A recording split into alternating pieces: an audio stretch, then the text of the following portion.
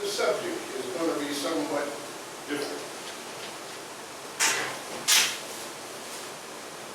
The subject is based around what is the position of the Ra Rasool, or what is the position of the students of the Ra Rasool concerning certain instances that have happened. Number one, the Michael Brown instance, where a brother was killed by a policeman, and he was not justly represented. And it caused an uproar in the community, and people protested and did all kinds of things in reference to him. We saw people over there in their fezzes. We saw people over there in their collars. We saw people over there from the churches. All these people were, to me, looking for a photo op. Something to come back and say, well, I was there. And our good friend was there also. Brother who? Rudy. Rudy. How this brother gets front page publicity, we have no idea, but he gets it nonetheless. But I asked the question, what is the position of the Fahmy student? What was the Rasool trying to tell us, the students? How should we react to these instances? The only thing that I can possibly say is we are taught to be what? Mild in manner, helpers of others in distress, speaking words of wisdom, clean in mind and body. These tenets are the things that Fahmy is based on. I said to myself, how can I follow these tenets if I'm throwing rocks at the police officers, or if I'm causing some type of outlawry or what have you? Am I following the tenets that have been prescribed by our Rasool? The other thing that came to mind was I had a statement that Sheikh Ra Rasool had written on the board some 25 years ago. And it was in reference to what was being taught by the Rasool at that time. Peace be with him. That there were people in his congregation at that time who felt they knew better what should be taught than what the Rasool was bringing forth. How? The audacity. The audacity. But they were doing it nonetheless. How can you come along and critique something that you had nothing to do with? You had no idea about Fahmy until Fahmy was introduced to you. But yet still, you could tell somebody how it should be done. The only thing that came to my mind was the basis that you used. And the only basis that you could use was the one that you were following.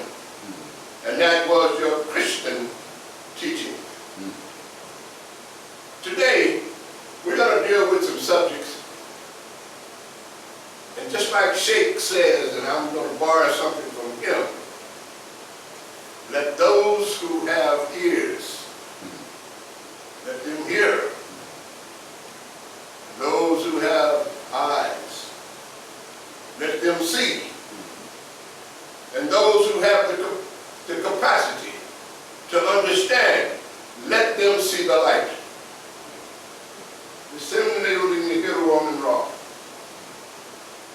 Prefix to my speech.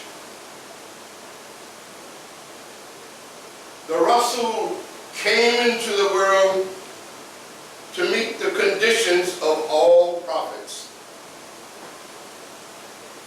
The Rasool came into the world to meet the conditions of all the prophets. Their ranks and social positions. Therefore, he came into the world of what? The culture prophet.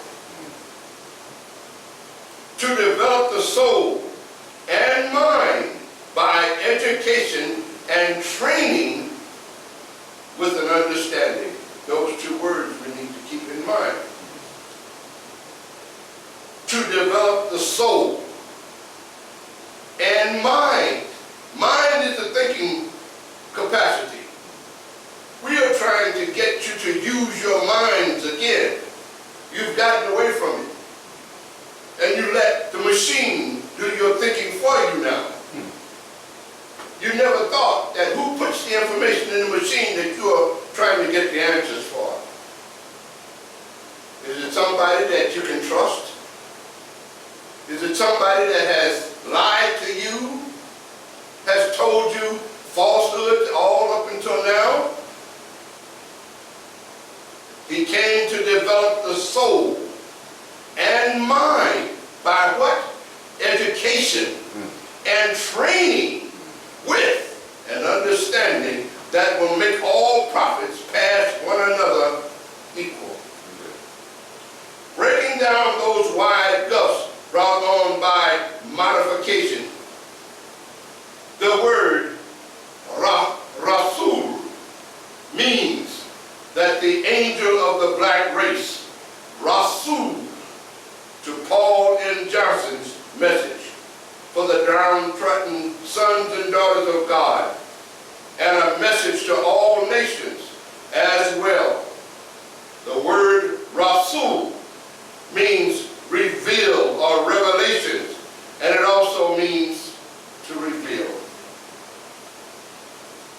I wanted to use this lesson to go in a roundabout manner to prove my particular point of this lesson that we're talking about today.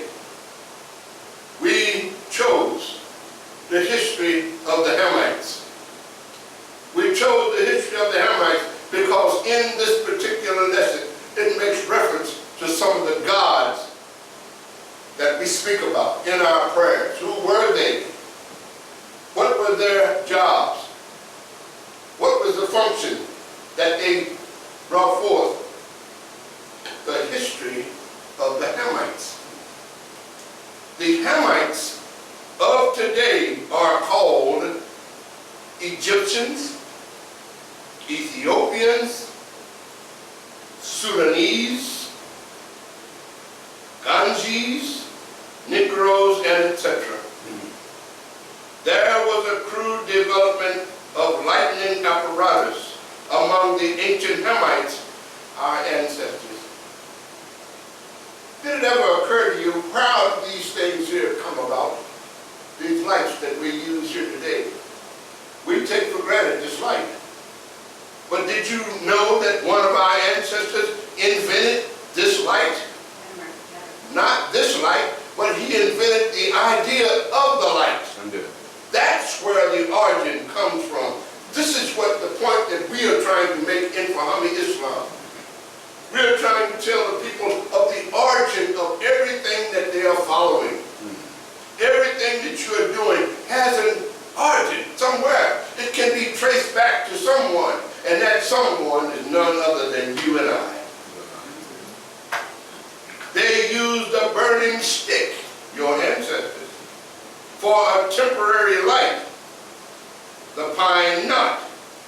Next was invented an oil lamp, like the tallow drip, in which they used animal and vegetable oils.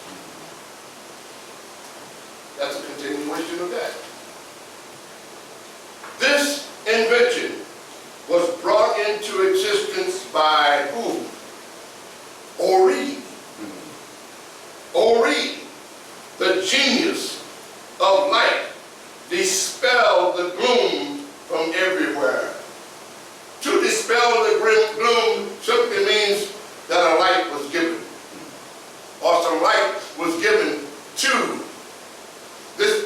particular area. When we turn the lamp of knowledge on, the lamp of knowledge is significant to dispelling the gloom. All right.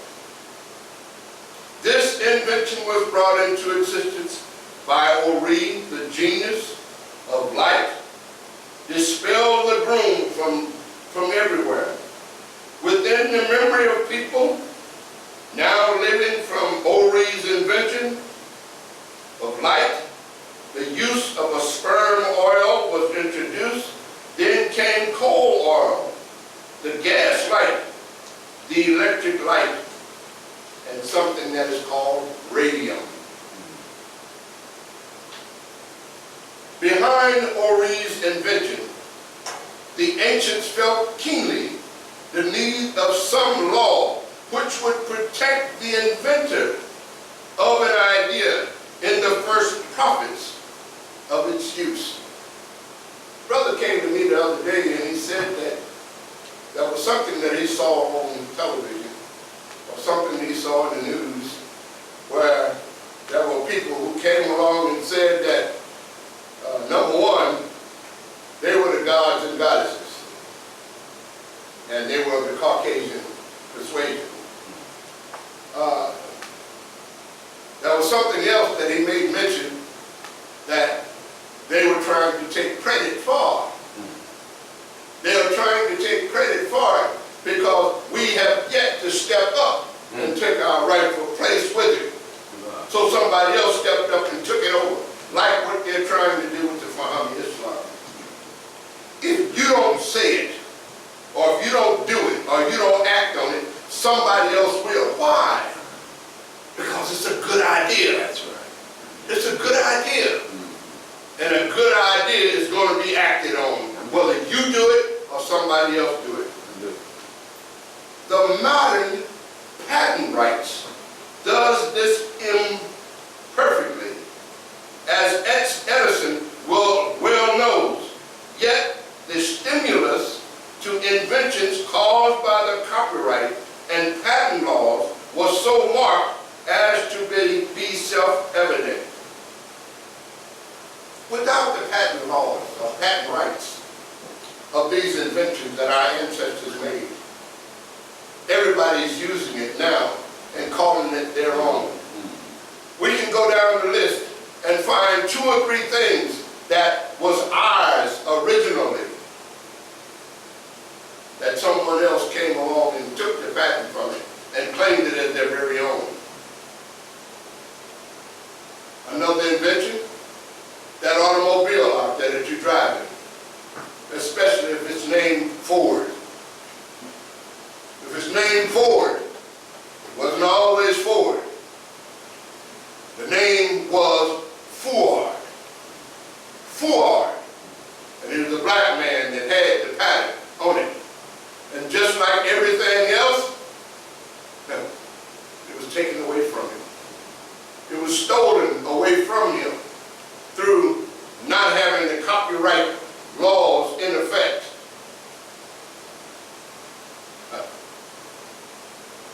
Owing to the absence of such laws, the ancients were compelled to resort to secrecy.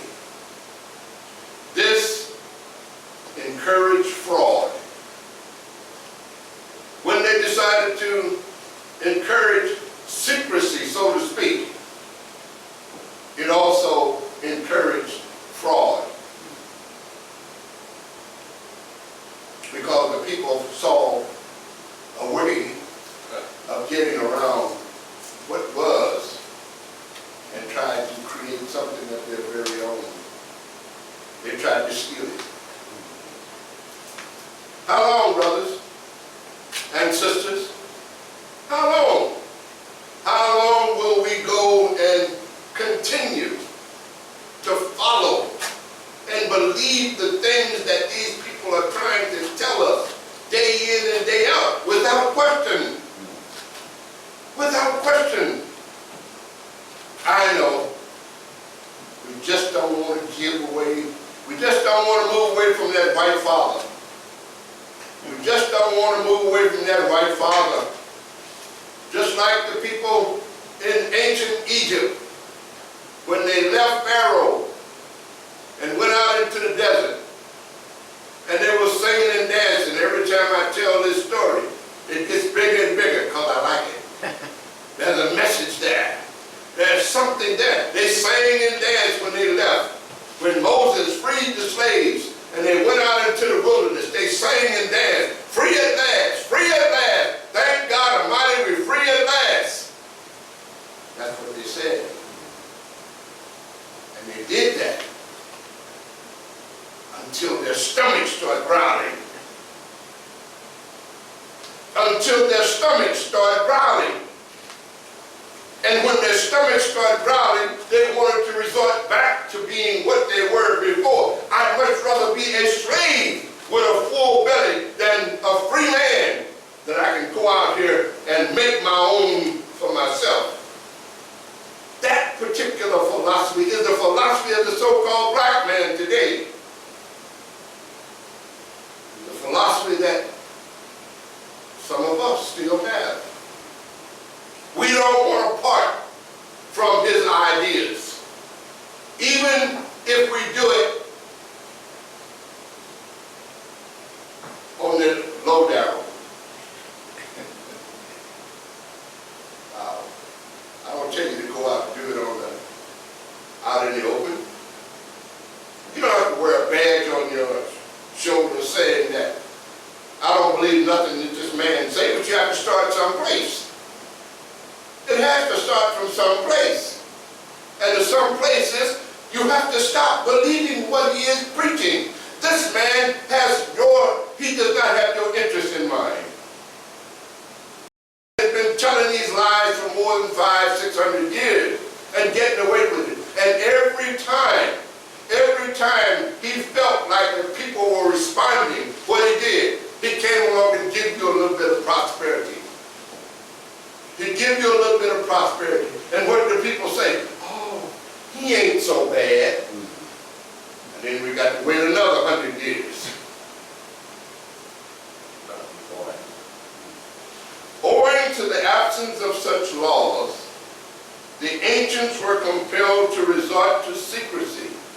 This encouraged fraud. For a thing to be secret was to become sacred. An Egyptian astronomer was called the revealer of the secrets of the heavens. A geologist was called revealer of the secrets of the country or the secrets of the depths. Theologians were called revealers of the secret word or the sacred language. This idea comes down to people of this day. Our doctors write their prescriptions in Latin. The druggist marks his bottles in Latin or in hieroglyphics of some kind. The lawyer coaches his pleading in antiquated phrases, and the scientific writer buries his facts under jaw-breaking words. So you don't understand what he's talking about. As early as 2000 BC, the Kemites had learned to bore artesian wells, and these appeared in the use at Thebes. They also know how to tan leather. The first name of the land was Chem. The first name of the land was Chem. 34,000 years later, a being was introduced, and his name was Adam. 34,000 years later. What we are talking about was 34,000 years before this man was even born. This is what we are talking about. We are trying to take you back to the origin. We are trying to tell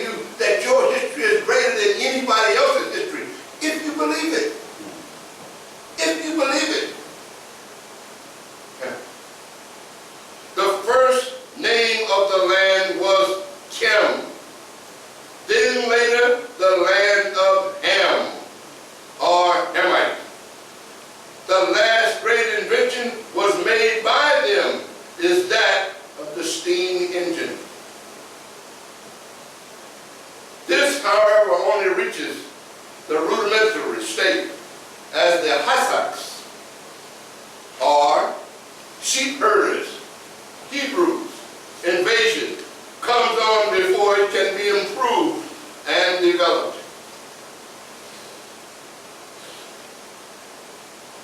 I want someone that has the ability to look into that phone and tell me what was the name of the man who was here before Adam. Can you look in your phone and find out? Can your telephone tell us who was here before Adam? Does he have that information? Have your good people programmed their telephone with that information as yet? Just a matter of time, though. Since we said it, it's just a matter of time before they put something in there that's going to say, oh, that man was somebody else who didn't have no hue in his skin. Amen. Bark, he makes mention of that. That hue man. That hue man. He didn't have no color in his skin per se. He has made us believe that it was him. It was him that made the world what it is today. When in reality, he was just a product like everybody else. First, a steam reacting turbine. These are the things that your people made. Second, a second kind which was used to open and close the great doors of the temples. That was our invention. When you go out to these stores today and you step on the plate and the door is open, that's your invention. You did that. Why are we not getting paid for that? Why is it that we are not using the law of inheritance? Look up the law of inheritance. The Ra Rasool, peace be upon him, told us that we should look into the law of inheritance. Look into the law of inheritance, we find out that some of these people owe us for some of the things that they have taken credit for. Opening and closing the great doors of the temple, stepping on steel plates today at all the stores, causing doors to open, automatic, is our ancestors' idea. Third, a somewhat similar engine used to force a jet of water into the air as a fountain. Oris, dispelling of the gloom from everywhere. From Hero to the 17th century AD, there was no improvement of any kind. Though the idea was kept alive, and engines your ancestors invented were used in Italy and other places, in 1600 AD, England began making improvements in the steam engine. In 1763, James Watt was called on to repair one of these steam engines and made improvements. He later on took credit for bringing it to life. Your invention. There are many ideas of the Hamites of old that have been lost. They have been lost because we did not follow them. Why? Because we turned. We turned as a people. We turned like we are turning today. We turned from pure Islam into idolatry. When we start following false gods, we start following someone else's idea, someone else's concept. We turned from pure Islam, from the Islam, this is Il-Aman, that our ancestors had taught before. We turned from that. When we saw those pretty young ladies, when we saw those pretty Greeks, and me paraphrasing my idea, the way that they came, how you gonna reject it? when they came naked. I'm paraphrasing.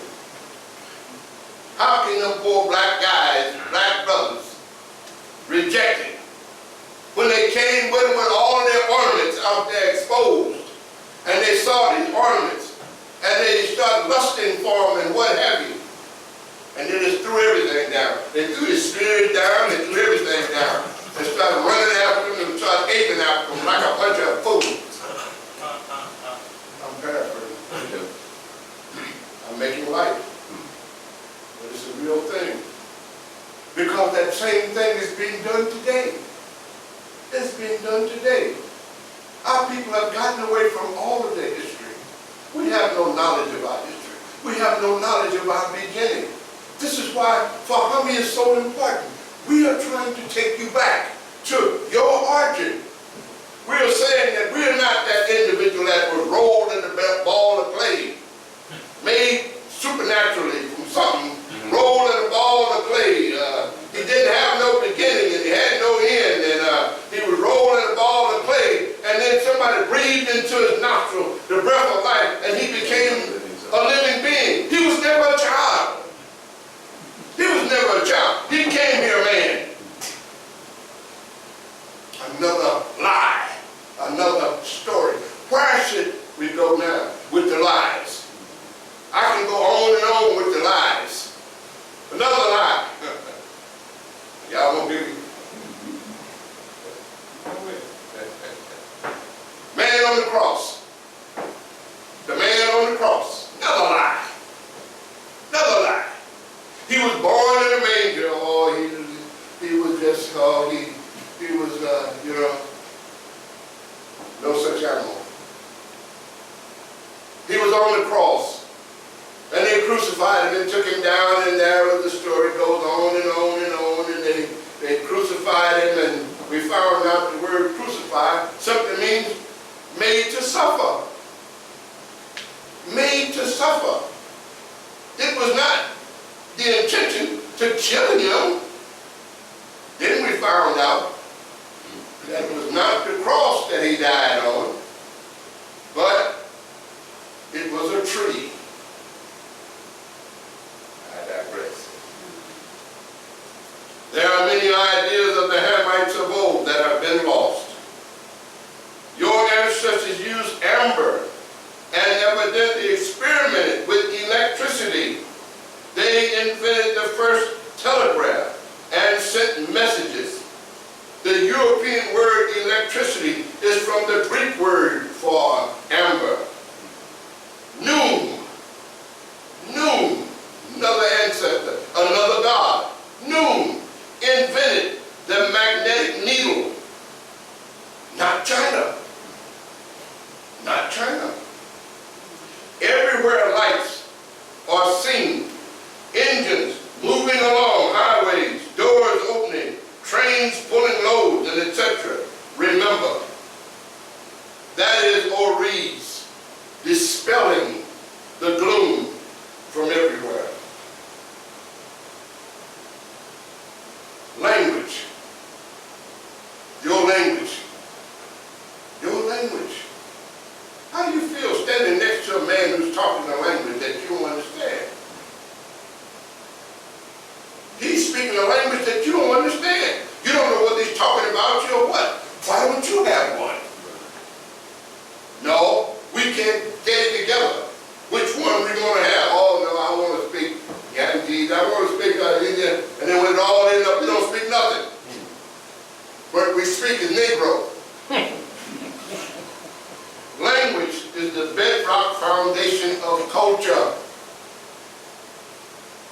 Since this is out of the mouth of our holy prophet, the Ra Rasool, then this fact calls for cultivation of the students in our schools of understanding.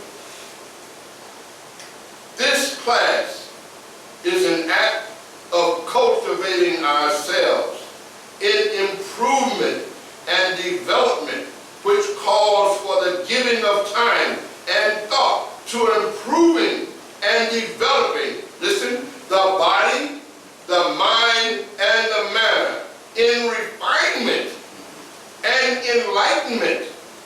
This is the bedrock foundation of culture, of which the Rasool said that he was.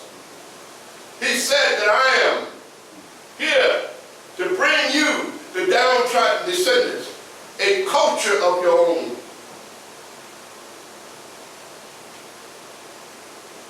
Which will be shown that they are being cultured and refined like dirt, made soft by moving out of it rocks and weeds, which shows preparation for raising a crop by plowing, planting, and necessary care, which is called cultivation. As proper care is given to the raising of animals or plants, let us, as followers of the Honorable Paul N. Johnson, use a little biology among ourselves, since man was created of a life germ, a grain of dust, a clod of blood, and a lump of flesh in stagnant water. Here we are telling you where you came from. A scientific explanation as to where you came from. Not someone make you from a mud fashion or what have you. We're telling you where everybody came from. This is what we need to be teaching our children. You need to teach your children how you came about, your origin. That spook stuff about over this and let us, as followers of the Honorable Paul N. Johnson, B.A., use a little biology among ourselves, since man was created of a life germ, a grain of dust, a clod of blood, and a lump of flesh in stagnant water. Mothers, when you carried that child in your stomach, you simulated the rebirth. That was how we came into existence. You carried that child in stagnant water. That child was carried in stagnant water before you brought him forward. God loves you. He loves you because without you, there would not be any of us today. A grain of dust, a cloud of blood, and a lump of flesh in stagnant water, which shows that mothers and fathers, since the coming of the culture prophet Paul N. Johnson, B.A., should mate among the best. You're going to pick a husband? You're going to pick a boyfriend? Pick the best. Don't go out there picking some whatever, and you're going to change him, and you're going to make him into something. How are you going to make something into something that was never anything? That never had any aspiration? Pick the best. Pick the best. And bring us some gods. And leave them niggas alone. Tired of niggas. Tired of bringing the niggas. As the best soil is needed for raising a good crop. As the book of the children explains, marry one of the best. This will bring about a growth of germs of a given kind that has been carefully made for a special purpose. In this, their children will be the best through the breeding and refinement. Even they got sense enough to realize that they do it with the animals. They do it with the animals. They do it with the horses. They breed one horse with another horse to bring about a certain kind of horse. One that's going to run. We taught them that. In this, their children will be the best through breeding and refinement. So far, we have a language and religion, yet we are uncultured as a race. The Negro calls this movement a cult. This is a criterion of Negroes to try things to block himself because of being uncultured. We have a culture, but we are uncultured. Using the best soil would show, since our children are the mirrors of us, will demonstrate that they were produced or raised by culture. Have you imagined? Y'all tired? I know y'all want me to sit down, but I ain't gonna sit down. I ain't no ways tired. Regeneration. Regeneration. We need to be regenerated. We need to find our place. How are we supposed to act? How are we supposed to do a certain thing when all around us there's evil, there's everything, there's hostility all around us? How are we supposed to act? Are we supposed to walk lockstep with these people? Or are we supposed to develop our own way of doing something? And I tell you, brothers, it's going to require some change. And up until now, our brothers and sisters have just refused to change. They want to straddle the fence. That is, we knew how we got the watermelon and the cantaloupe and the food over here from Pharaoh when we was enslaved. We knew where we got that from. What you are proposing over here is a pig and a pork. In the long run, it is best for you. But on the short term, I'd much rather be a nigger and eat than a oh boy. As the Holy Book of Christianity explains, a person must be regenerated and born again and be baptized to be saved, which is none other than a change of name. Which means those who are the fathers of their present children who are not of their ancestors, in them must be born new families into groups and given new names, different from their family names from the slave owner, changing from John to Cain and from Louise to Maharuth, from a Negro to a Hamite. This is being born of the spirit of our noble ancestors. Did not the holy prophet Yusuf change Simeon of Asia into Cephas? The name means a stone according to Christendom. Regenerating, cleared up, means to replace what is lost. The tradition of one's ancestors, made over in a better form from an ancestral point of view, morally and spiritually. This improves the moral condition of a race. Low Italian, regeneratus, meaning made over. Genus means birth. Rasool was the vice-regent of the god of Chem, acting in place of the real ruler. I, as the adept, head of a governing board, act as a regent, as a prophet's assistant. The word regent means ruling. To reform means to improve by some alteration of forming one's thoughts and manners of life and conduct. Not the Fahami Dictionary, but Webster's Bible of Words said that culture is one's finest of feelings, thoughts, tastes, manners, and other actions of self-development. Mr. Webster says again that culture is the civilization of a given race or nation at a given time, as cult is a system of religion or a system of religious worship. Mr. Webster explains again that a cult creates a great inspiration for a person or thing, idea, etc., as worshipers.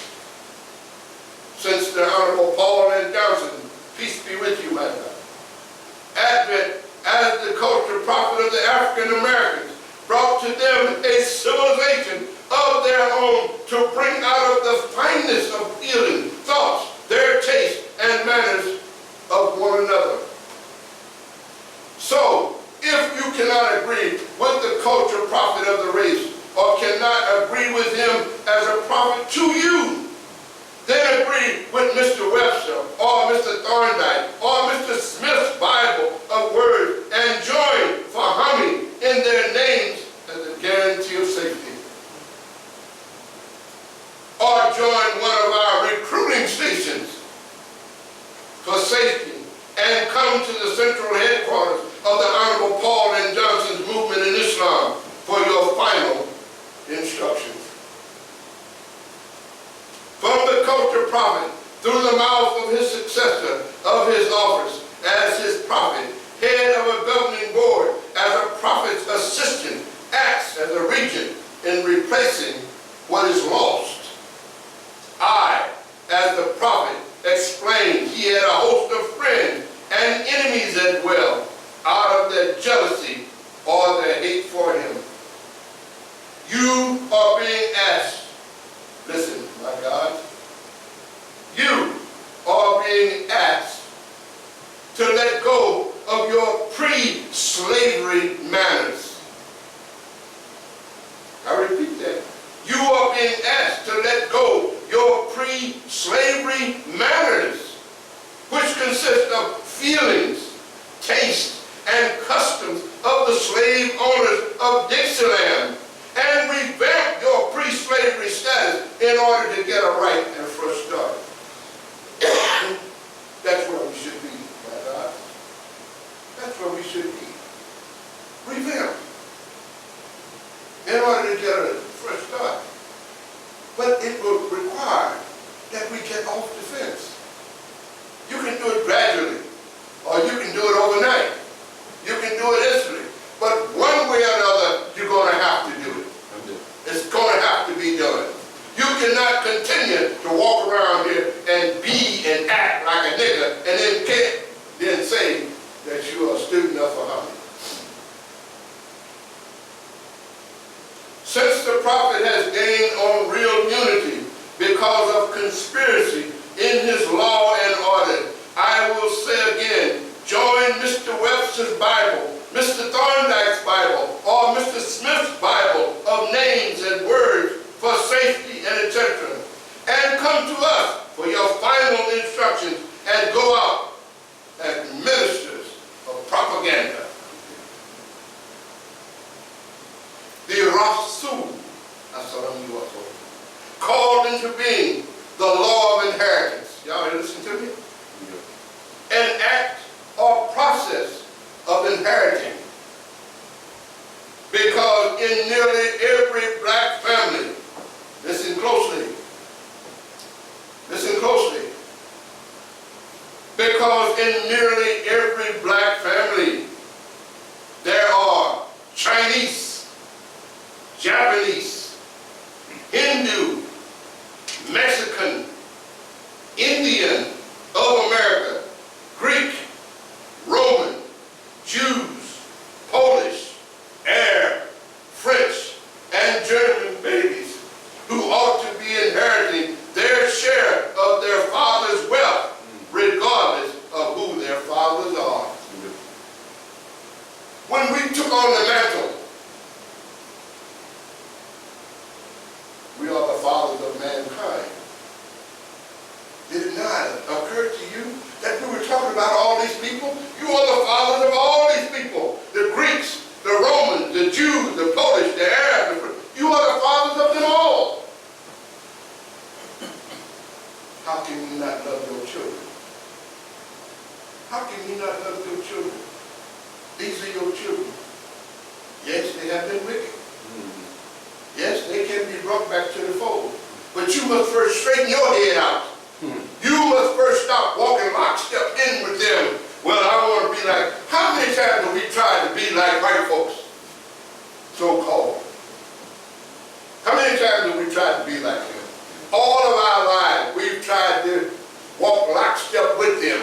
We've tried to impress them in some kind of way. They said we couldn't do this, we had to show them that we could do this. They said we couldn't run fast, we had to show them we had to run fast. Only when we did it, it still was not enough. Kind of reminds me of the story about the Negro who did something wrong and they buried him in a hole up to his neck. The only thing that was exposed was neck. And they sicked the wild bulldog on him. And the wild bulldog charged him. And the so-called Negro moved his head a little bit and grabbed the bulldog by his testicles. And the master above kicked the head and said, "Fight fair, nigga."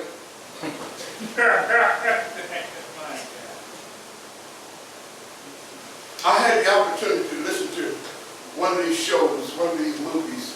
I hate to look at these movies. Mudbound. And I can identify with that because I had people like that. My people down in Mississippi was like that. We lived up on these houses that was made up on stilts. My grandfather didn't have a car. He had 2 mules. And I rode in a wagon with him going to church. I remember all of this. And I remember the way that they treated us. I remember that, and I said, then, I will never forget. I will never forget. I will always remember what you did negatively to me. And I will do whatever I can to rectify that. And come to us for your final instructions and go out as ministers of propaganda. The Rasool called into being the law of inheritance, an act, a process of inheriting. Because in nearly every black family, there are Chinese and all these other people who ought to be inheriting their share of their father's wealth, regardless of who their fathers are. They are trying to set up a system remembering what the Fahami prophet said about this matter, but in a modified form, to protect those of their own nationality and etc. The reason things has not as yet come to pass is because of the fear of the law of inheritance. You wonder why we're still doing the same thing we were doing years ago. They don't want to deal with the law of inheritance. This is why you cannot sit. They cannot sit down with you and we can talk about race relationship. Am I making somebody nervous? I see some people squirming in their seat. That cause y'all want me to quit? No. Black men should visit every home in America and count the many babies that were left in your nest. It is something like the story of Adam and Eve, who begat a Hamite baby, then a Jewish baby. 2 different nationalities all together. How can this be? Cain inherited the plow while Abel inherited the cattle. From who? Adam and Eve were naked and barefooted. So the God of Jews cursed Cain and in turn blessed Abel. Since the law of inheritance has been brought into being, these nations just might have used the old Holy Ghost gave in trying to duck this responsibility.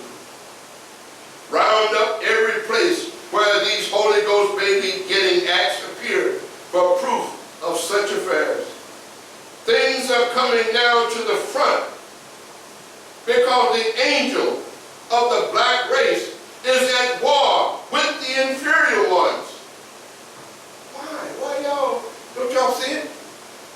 Don't you see it? Don't you see it?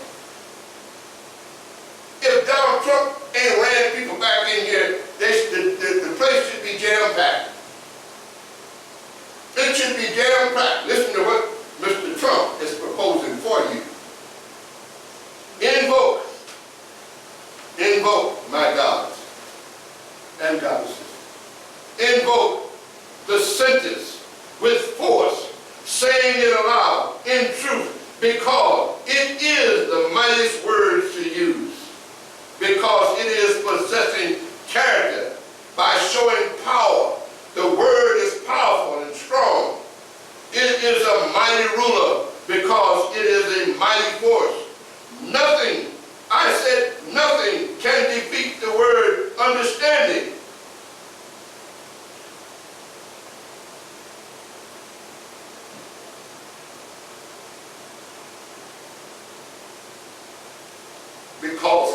above all. I'm good. Thank you.